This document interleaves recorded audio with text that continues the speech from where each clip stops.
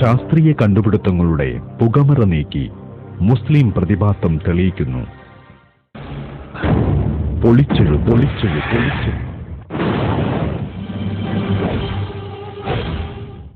അന്താരാഷ്ട്ര ഇസ്ലാമിക സംഘടനയുടെ അംഗീകാരത്തോടെയുള്ള ലോകത്തെ ആദ്യത്തെ visual scientific operation mentor and guide doctor K Ajram, famous scientist.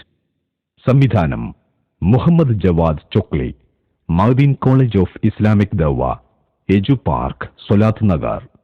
Script Zainul Abideen, Kalpakanchery. നിർമ്മാണം അബ്ദുർ റഷീദ് മാവൂർ.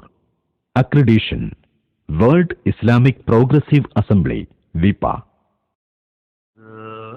ആഗോള ശാസ്ത്രീയ സങ്കല്പങ്ങൾക്ക് വ്യക്തമായ ദിശാബോധം നൽകിയത് ദൈവിക ഗ്രന്ഥമായ പരിശുദ്ധ ഖുർആനായിരുന്നു. ഖുർആനിന്റെ അധ്യയനങ്ങളിൽ നിന്നും എല്ലാ ശാസ്ത്രീയ സമവാക്യങ്ങളും നമുക്ക് കണ്ടെത്താൻ സാധിക്കും. പക്ഷേ കാലക്രമത്തിനനുസൃതമായി ശാസ്ത്രലോകം പുരോഗമിക്കുകയും പരിണമിക്കുകയും ചെയ്യുന്നുണ്ടെങ്കിലും ഇവയ്ക്കെല്ലാം അസ്ഥിവാരമിട്ട ഖുർആൻ അന്ത്യദിനം വരെ മാറ്റമില്ലാതെ തുടരുമെന്നത് തീർച്ചയാണ്. ഈ ദൈവിക പരാമർശങ്ങളിൽ നിന്നും പ്രചോദനം ഉൾക്കൊണ്ട മുസ്ലിം പണ്ഡിതന്മാരായിരുന്നു ഇന്ന് ആധുനിക ശാസ്ത്രജ്ഞന്മാരായി അറിയപ്പെടുന്നവർക്ക് ശാസ്ത്രീയ ആശയങ്ങൾ കൈമാറിയത്. മുഹമ്മദ് ബിൻ മൂസ ഖവാറസ്മി, ജാബിർ ബിൻ ഹയ്യാൻ, അൽ ബറൂനി, ഇബ്നു സീന, അൽ ഫാറാബി, ഇബ്നു ഹൈതം സഹറാവി, മുഹമ്മദ് ബിനു സക്കറിയ റാസി തുടങ്ങിയ പൗരാണിക മുസ്ലിം ശാസ്ത്രജ്ഞരുടെ കണ്ടുപിടുത്തങ്ങൾ ഇസ്ലാമിക ചരിത്രത്തിലെ സുവർണ ഏടുകളാണ്. മതവിജ്ഞാനത്തോടൊപ്പം വൈദ്യം, ഗണിതം, ഗോളം, രസതന്ത്രം തുടങ്ങിയ ശാസ്ത്രശാഖകളിൽ അനിർവചനീയമായ സംഭാവനകളാണ് അവർ സമർപ്പിച്ചത്. പക്ഷേ ആധുനിക ലോകം ശാസ്ത്രത്തിന്റെ മൊത്തം കുത്തക പാശ്ചാത്യർക്ക് തീരെഴുതി കൊടുത്തിരിക്കുകയാണ്. ചില ശാസ്ത്രീയ കണ്ടുപിടുത്തങ്ങളും അവയുടെ പിതാക്കളായി ആധുനിക ലോകം പരിചയപ്പെടുത്തുന്നവരും അവയുടെ യഥാർത്ഥ ഉപജ്ഞാതാക്കളെയും നമുക്കിവിടെ കാണാം. വിമാനം. പറക്കൽ യന്ത്രങ്ങൾ വരച്ച ബേക്കനാണ് വിമാനത്തെക്കുറിച്ചുള്ള ആദ്യ വിവരങ്ങൾ നൽകിയത്. വായുമാർഗ ഗതാഗതത്തെക്കുറിച്ച് മനസ്സിലാക്കുകയും ചിത്രങ്ങൾ വരയ്ക്കുകയും ചെയ്ത ലിയനാർഡോ ഡാവിഞ്ചിയും വിമാനമെന്ന ആശയത്തിന്റെ ഉപജ്ഞാതാവായി അറിയപ്പെടുന്നുണ്ട്. AD 800-കളിൽ ഇസ്ലാമിക സ്പെയിനിലെ ഇബ്നു ഫിർനാസ് ആണ് ഒരു പറക്കൽ വിമാനം നിർമ്മിക്കുകയും പരീക്ഷിക്കുകയും ചെയ്തത്. പക്ഷികൾക്ക് പറക്കാൻ സഹായകമാകുന്ന ചിറകുകളുടെ ഘടനയെക്കുറിച്ചുള്ള നിരീക്ഷണവും ഉപോത്ഫലകമായി ഖുർആനിലെ പരാമർശങ്ങളുമാണ് ഇബ്നു ഫിർനാസിനെ ഈ ദൗത്യത്തിന് പ്രചോദിപ്പിച്ചത്.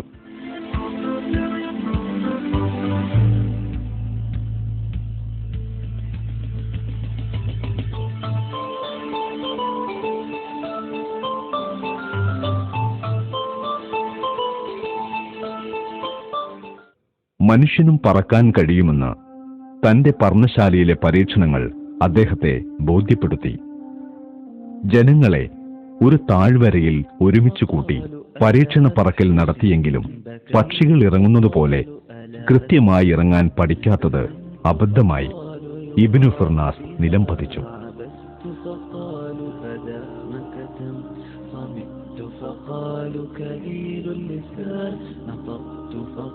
രോഗശയ്യയിൽ അദ്ദേഹം എഴുതിയ ഗ്രന്ഥമായിരുന്നു റോജർ ബേക്കർ അവലംബിച്ചത്.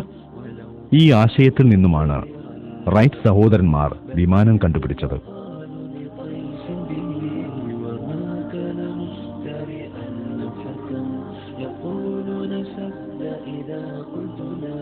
ചില്ലു കണ്ണാടികൾ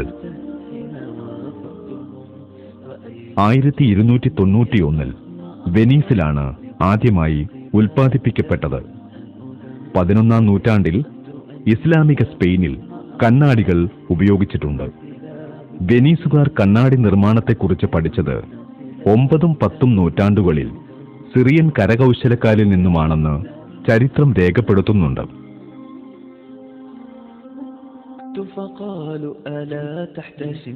ഘടികാരം 14-ാം നൂറ്റാണ്ടുവരെ ലഭ്യമായിരുന്ന ഏക ഘടികാരം ജലഘടികാരമായിരുന്നു. 1335-ൽ ഇറ്റലിയിലെ മിലാനിൽ ഒരു യാന്ത്രിക ഘടികാരം കണ്ടുപിടിക്കപ്പെട്ടു. ഇതായിരുന്നു ആദ്യത്തെ ഭാരത്താൽ പ്രവർത്തിക്കുന്ന ഘടികാരം.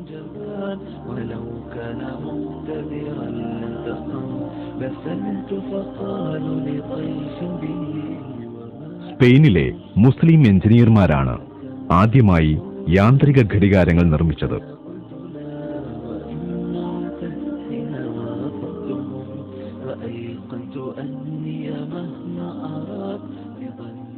ഈ വിവരങ്ങൾ യൂറോപ്പിൽ പ്രചരിപ്പിക്കപ്പെട്ടതുതന്നെ മുസ്ലിം ഗ്രന്ഥങ്ങളുടെ ലാറ്റിൻ തർജ്ജമകളിൽ നിന്നായിരുന്നു. ഈ ഘടികാരങ്ങൾ മുഴുവനും ഭാരതത്തിന്റെ സഹായത്താൽ പ്രവർത്തിക്കുന്നവയായിരുന്നു. സ്പെയിനിൽ നിർമ്മിച്ച മെർക്കുറി ഉപയോഗിച്ചുള്ള ക്ലോക്കുകളിൽ ചിലത് 15-ാം നൂറ്റാണ്ടിൽ യൂറോപ്യന്മാർ അനുകരിച്ചു.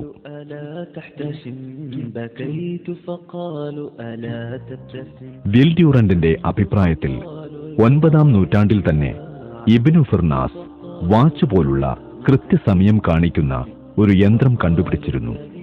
കൂടാതെ മുസ്ലിങ്ങളുടെ നിരീക്ഷണശാലകളിൽ സൂര്യപ്രകാശം ഉപയോഗിച്ച് പ്രവർത്തിക്കുന്ന ഘടികാരങ്ങളും ഉപയോഗിക്കപ്പെട്ടിരുന്നു.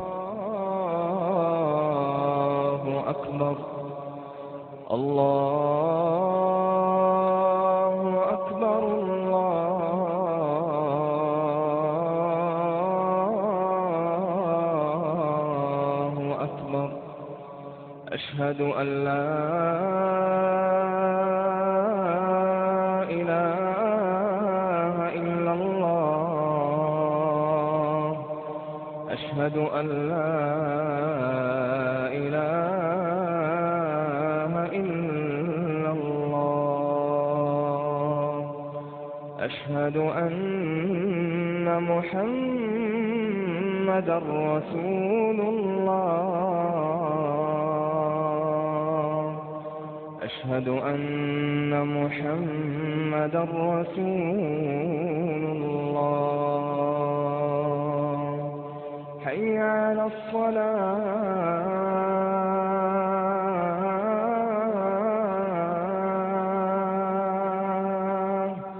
حي على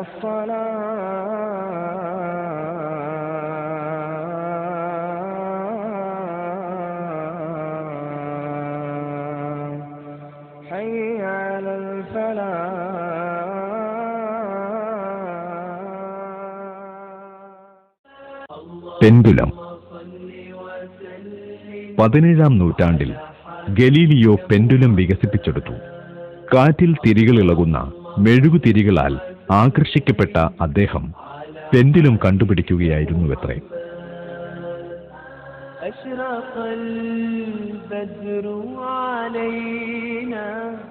10-ാം നൂറ്റാണ്ടിൽ ഇബ്നു യൂനസ് അൽ മിസ്രിയാണ് പെൻഡുലം രൂപകൽപ്പന ചെയ്തത്. ഇദ്ദേഹം പെൻഡുലത്തിന്റെ ആന്തോളന ചലനത്തെക്കുറിച്ച് പഠനം നടത്തി. പെൻഡുലം ക്ലോക്കിൽ ഉപയോഗിക്കാമെന്ന് മനസ്സിലാക്കിയതും മുസ്ലിം ശാസ്ത്രജ്ഞന്മാരായിരുന്നു.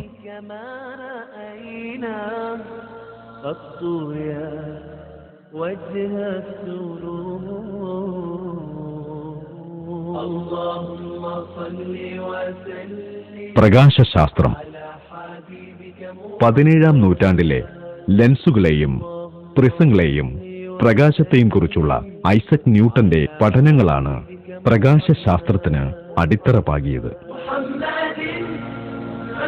പ്രകാശം വ്യത്യസ്ത നിറങ്ങളുള്ള രശ്മികളാണെന്ന് അൽ ഹൈതാമും 14-ാം നൂറ്റാണ്ടിലെ കമാലുദ്ദീനുമാണ് കണ്ടുപിടിച്ചത്.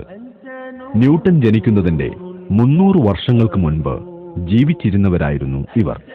പക്ഷേ ന്യൂട്ടന്റെ കണ്ടുപിടുത്തമായാണ് ആധുനിക ശാസ്ത്രം ഇതിനെ വിലയിരുത്തുന്നത്. 11-ാം നൂറ്റാണ്ടിൽ അൽ ഹൈതാമാണ് പ്രകാശശാസ്ത്രത്തിന്റെ ഉപജ്ഞാതാവായി അറിയപ്പെടുന്നത്. ഐസക് ന്യൂട്ടൻ നൂറ്റാണ്ടുകൾക്ക് ശേഷം കണ്ടുപിടിച്ച പലതും അൽ ഹൈതാം മുന്നേ മനസ്സിലാക്കിയിട്ടുണ്ട്. മധ്യകാല യുഗത്തിലെ അറിയപ്പെട്ട പണ്ഡിതനായിരുന്ന ഹൈതാമിനാൽ ന്യൂട്ടൻ സ്വാധീനിക്കപ്പെട്ടിരുന്നുവെന്നതിൽ സന്ദേഹമില്ല. പദാർത്ഥത്തിന്റെ സ്വഭാവം. 18-ാം നൂറ്റാണ്ടിൽ ആന്റണി ലാവോസിയറാണ് ഈ ആശയത്തിന്റെ ഉപജ്ഞാതാവെന്ന് ആധുനിക ശാസ്ത്രം രേഖപ്പെടുത്തുന്നു. പേർഷ്യയിലെ അറിയപ്പെട്ട ഇസ്ലാമിക പണ്ഡിതനായിരുന്ന അൽ ബറൂനിയാണ് പദാർത്ഥത്തിന്റെ സ്വഭാവത്തെക്കുറിച്ചുള്ള ആദ്യ ആശയം രൂപപ്പെടുത്തിയത്. ഒരു പദാർത്ഥത്തിന് അതിന്റെ രൂപത്തിൽ മാറ്റം സംഭവിക്കാമെങ്കിലും അതിന്റെ പിണ്ഡം തുല്യമായി അവശേഷിക്കുമെന്നാണ് അദ്ദേഹം കണ്ടുപിടിച്ചത്.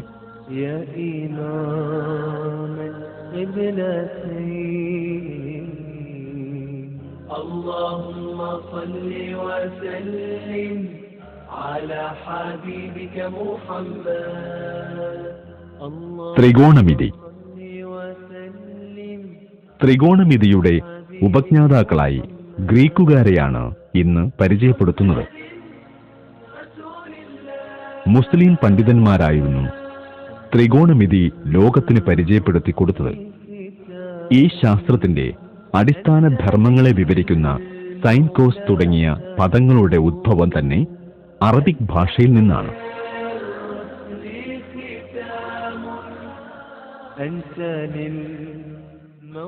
ദശാംശ സംഖ്യകൾ. 1589 ഡച്ചുകാരനായ സൈമൺ സ്റ്റേവിൻ ഗണിതശാസ്ത്രത്തിൽ ദശാംശ ഭിന്നസംഖ്യകളെക്കുറിച്ച് പരിചയപ്പെടുത്തി. ഭിന്നസംഖ്യകൾക്കു പകരം ദശാംശ സംഖ്യകളെ വ്യാപകമായി ഉപയോഗിച്ചത് മുസ്ലിം ഗണിതശാസ്ത്രജ്ഞരായിരുന്നു.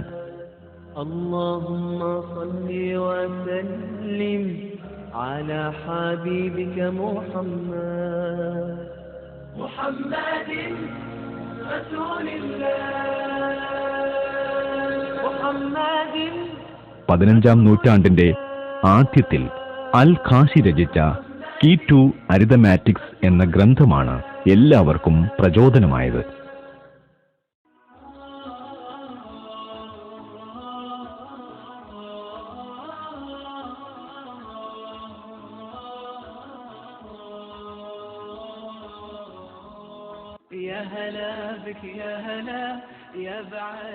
Negative numbers.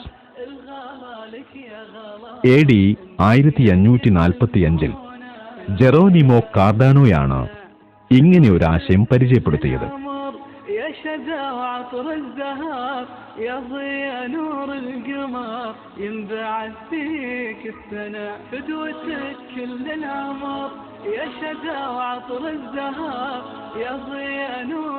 AD 1100-കളിൽ മുസ്ലിം ഗണിതശാസ്ത്രജ്ഞർ നെഗറ്റീവ് സംഖ്യകൾ ഉപയോഗിച്ചു തുടങ്ങിയിരുന്നു.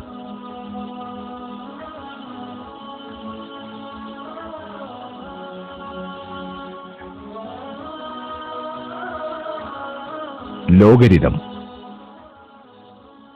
1614 ലോഗരിതവും ലോഗരിത പട്ടികയും ജോൺ നാപ്പിയർ കണ്ടുപിടിച്ചു.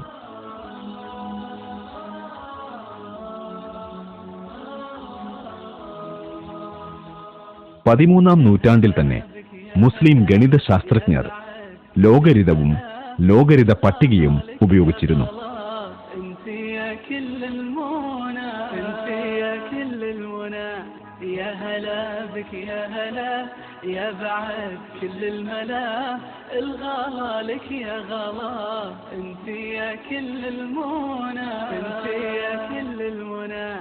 حارب يديك الحلا وانت بسمت انجلا انت يا دفع البلاء وانت يا روح الهنا.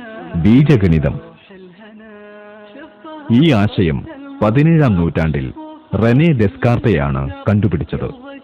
ബീജഗണിതം ഉപയോഗിച്ച് ക്ഷേത്രത്തിലെ പ്രശ്നങ്ങൾ പരിഹരിക്കാമെന്ന് 9-ാം നൂറ്റാണ്ടിൽ മുസ്ലിം ശാസ്ത്രജ്ഞർ ലോകത്തിന് പരിചയപ്പെടുത്തി കൊടുത്തിട്ടുണ്ട്. ആദ്യമായി ഇങ്ങനെ ഉപയോഗിച്ചത് സാബിത് ബിൽ ഖുറായും ശേഷം അബ്ദുൽ വഫായുമായിരുന്നു. ഗ്രഹങ്ങളുടെ ചലനം. മധ്യ സ്പെയിനിലെ അൽഫോൻസിയുടെ വരവാണ് ഈ ശാസ്ത്രീയ ആശയത്തിന് അസ്ഥിവാരമിട്ടതെന്ന് ശാസ്ത്രത്തിന്റെ വിലയിരുത്തൽ. മുസ്ലിങ്ങൾ ആദ്യകാല ഗ്രീക്ക് സിദ്ധാന്തങ്ങളെ തിരുത്തുകയും സൗരയുധത്തിലെ കേന്ദ്രം സൂര്യനാണെന്ന് കണ്ടെത്തുകയും ചെയ്തു. يوم ترسمني على قلبي بالحب امتلا ما بي غيرك ولا تنظر الغيري أنا يوم ترسمني على قلبي بالحب امتلا. മുസ്ലിങ്ങൾ നിർമ്മിച്ച ഗോളശാസ്ത്ര പട്ടിക ഉപയോഗപ്പെടുത്തിയാണ് ആധുനിക യൂറോപ്പ് പരിചയപ്പെടുത്തുന്ന അൽഫോൻസൈൻ പട്ടിക നിർമ്മിച്ചെടുത്തത്.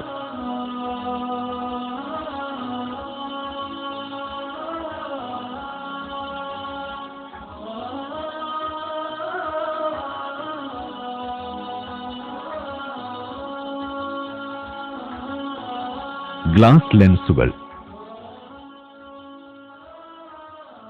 ഗ്ലാസ് ലെൻസുകളുടെ ഉപജ്ഞാതാവ് ഇംഗ്ലീഷ് പണ്ഡിതനായിരുന്ന റോജൻ ബേക്കൺ ആയിരുന്നുവെന്നാണ് ആധുനിക ശാസ്ത്രം രേഖപ്പെടുത്തുന്നത്. 9-ാം നൂറ്റാണ്ടിൽ ഇബ്നു ഫിർനാസ് കാഴ്ച വർദ്ധിപ്പിക്കാൻ സഹായിക്കുന്ന ഗ്ലാസ് ലെൻസുകൾ കണ്ടെത്തുകയും വൻതോതിൽ ഉൽപ്പാദിച്ച് സ്പെയിനിൽ മുഴുക്കെ വിറ്റഴിക്കുകയും ചെയ്തിരുന്നു.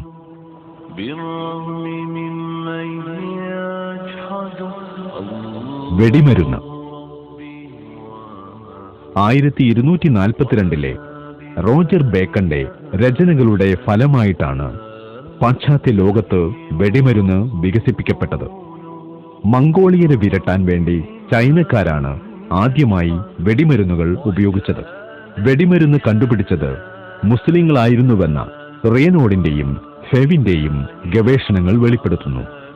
പുരാതന മുസ്ലിം ഭരണാധികാരികൾക്ക് ഗ്രനേഡുകളും റൈഫിളുകളും പീരങ്കികളും സൾഫർ ബോംബുകളും സ്വന്തമായി ഉണ്ടായിരുന്നുവെന്ന് ജോൺ മേസ് പ്രഖ്യാപിക്കുന്നുണ്ട്. കൂടാതെ പീരങ്കിയെക്കുറിച്ചുള്ള ആദ്യ സൂചന ലഭിക്കുന്നത് തന്നെ 12-ാം നൂറ്റാണ്ടിലെ ഒരു അറബിക് ഗ്രന്ഥത്തിൽ നിന്നാണ്.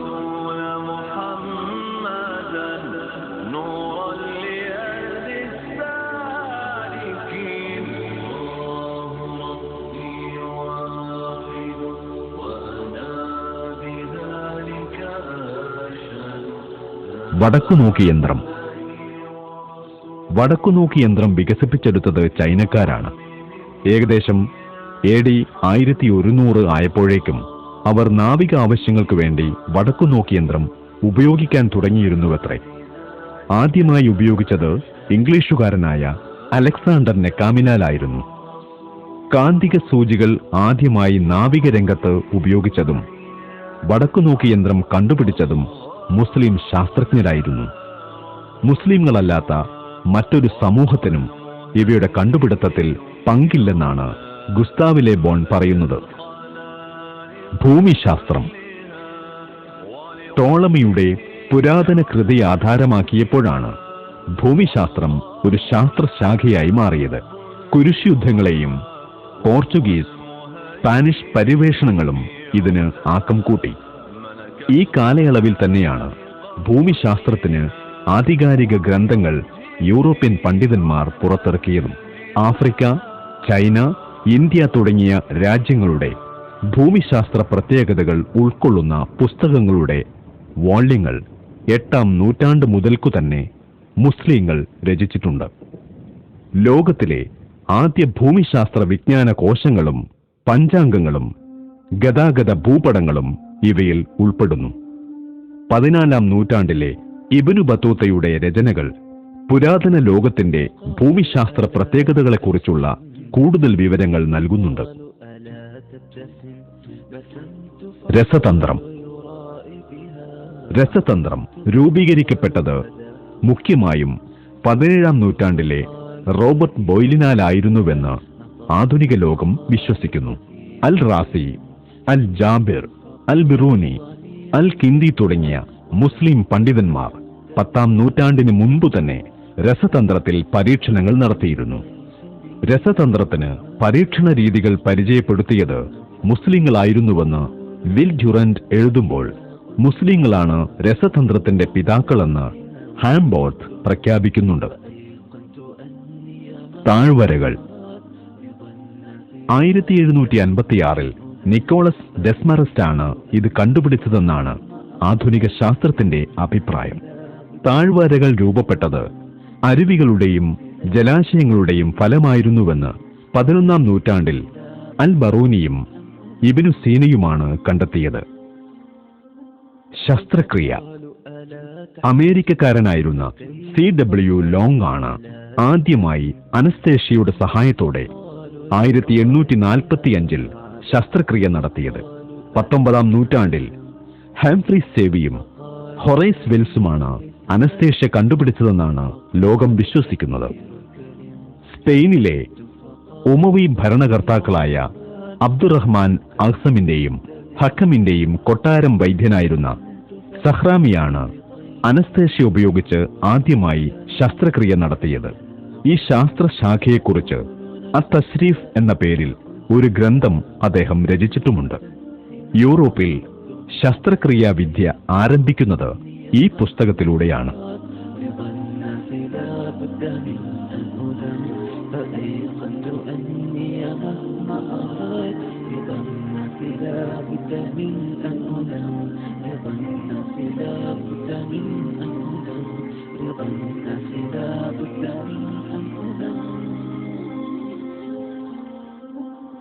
فقالوا ألا تحتشم بكيت فقالوا ألا تبتسم بسمت فقالوا يرائي بها عبست فقالوا بدا مكتم صمت فقالوا രക്തചംക്രമണം. 17-ാം നൂറ്റാണ്ടിന്റെ ആദ്യത്തിൽ വില്യം ഹാർവേ രക്തം ശരീരത്തിൽ കൂടി ചുറ്റി സഞ്ചരിക്കുന്നുവെന്ന് കണ്ടെത്തി. ഹൃദയത്തിന്റെയും സിരകളുടെയും ധമനികളുടെയും പ്രവർത്തനത്തെക്കുറിച്ച് ആദ്യമായി വിശദീകരിച്ചതും അദ്ദേഹമാണ്. ഹൃദയത്തിന്റെയും സിരകളുടെയും സഹായത്തോടെ രക്തം ശരീരത്തിൽ പമ്പ് ചെയ്യപ്പെടുന്നുവെന്നും അദ്ദേഹം കണ്ടെത്തി. 10-ാം നൂറ്റാണ്ടിലെ ഭിഷഗ്വരന്മാരായിരുന്ന അൽ റാസി സിരകളെയും വാൾവുകളെയും കുറിച്ച് വിശദീകരിക്കുന്ന ഒരു വലിയ പ്രബന്ധമെഴുതി. 14-ാം നൂറ്റാണ്ടിൽ ഇബ്നു അന്നഫ്സും ഇബ്നു അൽ ഖൂഫും രക്തം ശരീരത്തിലുടനീളം ചുറ്റി സഞ്ചരിക്കുന്നുവെന്ന് പ്രസ്താവിച്ചു. ഇതിന്റെ ഉപജ്ഞാതാവായി അറിയപ്പെടുന്ന വില്യം ഹാർവേ ഇറ്റലിയിലെ പ്രസിദ്ധമായ പാഡുവ യൂണിവേഴ്സിറ്റിയിലെ ബിരുദ വിദ്യാർത്ഥിയായിരിക്കെ പാഠ്യപദ്ധതിയിൽ ഇബ്നു സീനയുടെയും അൽ റാസിയുടെയും ഗ്രന്ഥങ്ങളായിരുന്നുവെന്നത് ശ്രദ്ധേയമാണ്. ശാസ്ത്രീയ കണ്ടുപിടുത്തങ്ങൾ ഇവിടെയും അവസാനിക്കുന്നില്ല. ആധുനിക ഗവേഷണങ്ങൾ ആക്കം കൂട്ടുകയും പുരോഗമനത്തിന്റെ പാതയിൽ പുതിയ ദിശാബോധം തീർക്കുകയും ചെയ്ത പൗരാണിക ഇസ്ലാമിന്റെ പ്രതാപം മുഖ്യധാര മുസ്ലിങ്ങൾക്ക് പാഠമാണ്. മുസ്ലിം ഗവേഷണങ്ങളും ഇസ്ലാമിക പർണശാലയിൽ നിന്നും ഉരുവം കൊണ്ട ആശയങ്ങളും കടമെടുത്തും കട്ടെടുത്തും പിതൃത്വം സ്വന്തം അക്കൗണ്ടിലേക്ക് എഴുതി ചേർക്കുകയാണ് പാശ്ചാത്യ ലോകം. ഇവിടെ മുസ്ലിം നവോത്ഥാനത്തിന്റെ ഈറ്റില്ലമായിരുന്ന ഇസ്ലാമിക് സ്പെയിൻ മലയാള മണ്ണിന് മാതൃകയാകട്ടെ. وجه السرور